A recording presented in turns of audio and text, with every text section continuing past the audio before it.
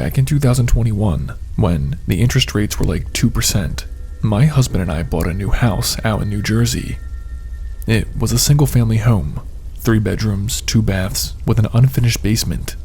Typical house really, but we were so excited to start our lives here. About a month after moving into our new home, we were still unloading boxes and putting our stuff away. Well, one day, my husband was off at work and I was at home, unloading the boxes and putting things into their correct places. I had just unfinished packing some boxes that had our Tupperware in them and was bringing these boxes downstairs to our basement for storage. The basement was unfinished, cold, and dark. There was only a single light that you had to flick on. And it was still so dark, even with the light on, that I had to take out my cell phone to actually see where I was going. I put the box in the corner where I was storing them, and I was about to head back upstairs when I heard a noise. I quickly shone my light throughout the basement. I thought maybe it was an animal that had gotten in, or just something that had fallen over. The basement seemed empty. I laughed at myself for freaking out a bit and started up the stairs. I got onto the first step when, this time, I heard laughing. I thought that there was no way that I heard that. My husband and I live alone. We don't have any children and we don't have any pets. I thought maybe this was the wind blowing outside that sounded like laughter. I decided to scan the basement one last time, just to put my mind at ease. I walked over to the crawl space, which I had forgotten was there when I checked the first time, and shone my cell phone light into it. It was completely empty, except for the fact that in the very back corner, crouched down on heels, was a man. His eyes glinted in my cell phone light. He had some kind of candy bar in his hand and chocolate was all over his face. He had on this red sleeveless shirt, baggy shorts, and sandals. I took a step back, and the man in my crawl space said, "I like you guys better than the last family." I turned around and sprinted back up the stairs. I immediately locked the basement door. The door shook, and the handle jiggled violently. The man from the crawl space had followed me up the stairs and was trying to get through the door. I grabbed my car keys, got into my car, and drove to a Walmart parking lot and called the police and my husband. By the time the police and my husband got to the house, there was no man in the basement. They had searched the entire house and he was gone. They determined that he had gotten in through the tiny basement window that we have downstairs. About a week after this happened, we removed that window and sealed it with cement. We have no idea how long this guy has been down in our basement. His comments about the previous family living here makes me think that it could have been for a while.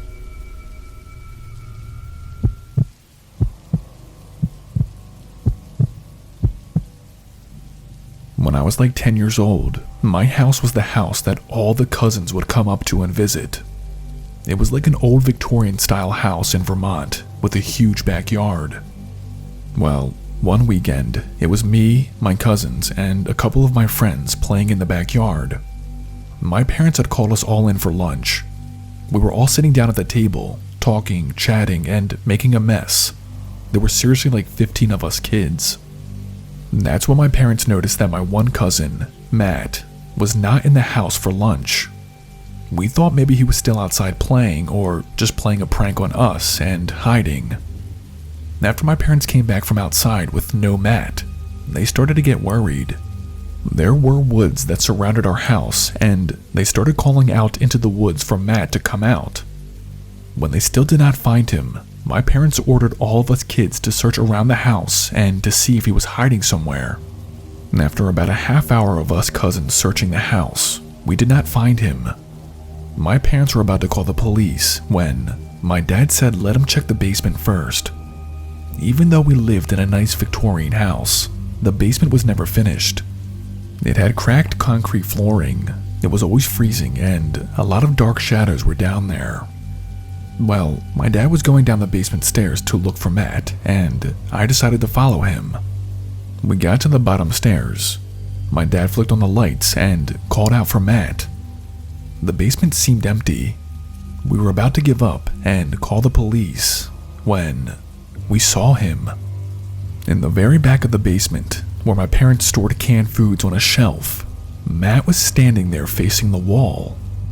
I remember thinking, what the heck was he doing down here in the pitch black, looking at a wall for? Well, Matt did not respond to our voices, so we started walking towards him. As we got closer, we could hear him speaking some kind of weird gibberish. I can't remember exactly what he was saying, but I remember it freaked me the hell out, almost like he was speaking another language. My dad grabbed hold of him. We noticed his pants were wet, and he smelled sour. He had also peed himself. My dad shook him a bit, and whatever trance or hypnosis Matt was in was gone. He looked at both of us and said in the most nonchalant, calm way, "My friend lives down here. He's going to visit you." My dad and I both did not know what he meant by that, but we were just glad that we had found him and he was not missing. But here's where shit gets even weirder. After that incident with Matt and the basement, I would wake up to strange noises in my house.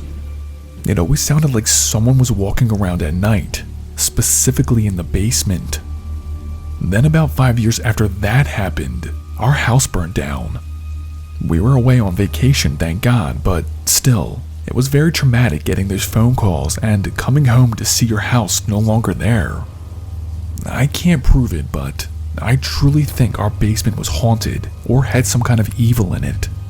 The fire department had ruled that it was faulty wiring that had caused the fire, but I believe that it was something more sinister than that.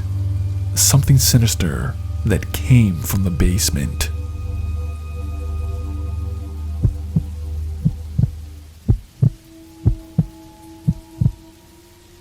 Back when I was in high school, there was this abandoned farmhouse in our town that everyone claimed was haunted. I was part of a friend group that loved horror movies, loved exploring, and loved to push things to the limit. Well, we had the great idea one weekend to go and see if this farmhouse was really haunted or not. It was me, my friend Andrew, and Carl. We stayed the night at Carl's place because it was the easiest to sneak out of his house on account that his parents were never home. Anyway, we all piled into Carl's Jeep and drove over to the haunted farmhouse around midnight. Even though I love horror stuff, I had to admit, seeing the farmhouse in the moonlight, all decayed and abandoned, did give me an unsettling feeling in my stomach. We each brought a flashlight and bolt cutters as the front door was chain locked. I'm pretty sure what we did was illegal, but at the time we did not care. We cut the chains off the front door and entered inside. It was super dark. There was dust on everything. The whole farmhouse just smelled stale. Every footstep of ours creaked. We all stayed together and went through every room. I'll be honest, it was pretty creepy at first, but after we explored the first and second floor, it wasn't that bad. That's when Andrew found a door in the kitchen. We opened it up and saw that it was a staircase leading down into a basement. Something deep inside me said not to go down there, but the explorer inside me quickly overrode that thought, and we descended down the stairs. When we got off the last step, we scanned our flashlights around. The basement was huge, but what was the strangest part about it was the dolls. And I mean literally hundreds of dolls. They were lined on shelves, some broken, some naked, some with missing limbs. I remember we were in complete awe at the sheer amount of dolls that were in this basement. I was starting to get a really disturbing feeling in my stomach when we suddenly heard a shuffling noise. We all stopped, looked at each other, not making a move to be sure it was not one of us who made the noise. And after a few seconds of stillness, that's when we heard the piano playing. Somewhere in the back of the basement that we could not see, someone was playing a piano. We did not need any more reasons not to get the fuck out of there. We sprinted back up the stairs. One of the stairs broke under my foot, and I thought I was going to be trapped down there in the basement with the dolls and whoever was playing that piano. but Andrew grabbed me and pulled me up over the broken step.